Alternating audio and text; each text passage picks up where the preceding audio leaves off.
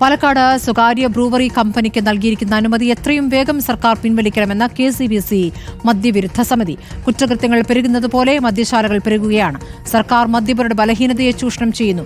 കുടിവെള്ളമില്ലാത്ത നാട്ടിൽ വെള്ളമടി പ്രോത്സാഹിപ്പിക്കുന്ന നടപടി പൊതുസമൂഹത്തോടുള്ള വെല്ലുവിളിയാണെന്നും KCBC പ്രസ്താവനയിൽ പറഞ്ഞു. ലേബി സജീന്ദ്രൻ വിവരങ്ങളുമായി. ലേബി, ഇപ്പോൾ KCBC ഒരു പരസ്യ പ്രതികരണമായി രംഗത്ത് വന്നിരിക്കുകയാണ്. ബ്രൂവറി അനുവദിച്ചതിൽ ഇന്നിപ്പോൾ ഉത്തരവിറങ്ങിയ പശ്ചാത്തലത്തിലാണ് KCBCയുടെ പ്രതികരണം. എന്താണ് പറയുന്നത്?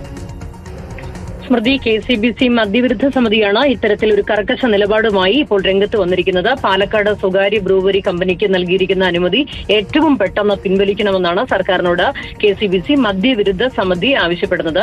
കുറ്റകൃത്യങ്ങൾ പെരുകുന്നത് പോലെയാണ് മദ്യശാലകൾ സംസ്ഥാനത്ത് പെരുകിക്കൊണ്ടിരിക്കുന്നത്. അനുനിമിഷം ഇത് പെരുകുകയാണ്.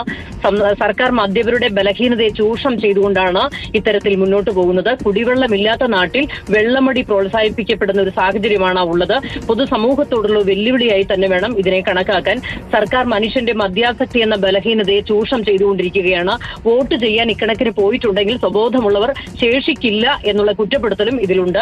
ചർച്ച ചെയ്യാതെ ഇത്തരം തീരുമാനങ്ങളൊക്കെ എടുക്കുന്നത് അഴിമതിയിലേക്ക് പോകും എന്നുള്ള ആശങ്കയും KCBC മദ്യവിരുദ്ധ സമിതി പങ്കുവയ്ക്കുന്നുണ്ട്.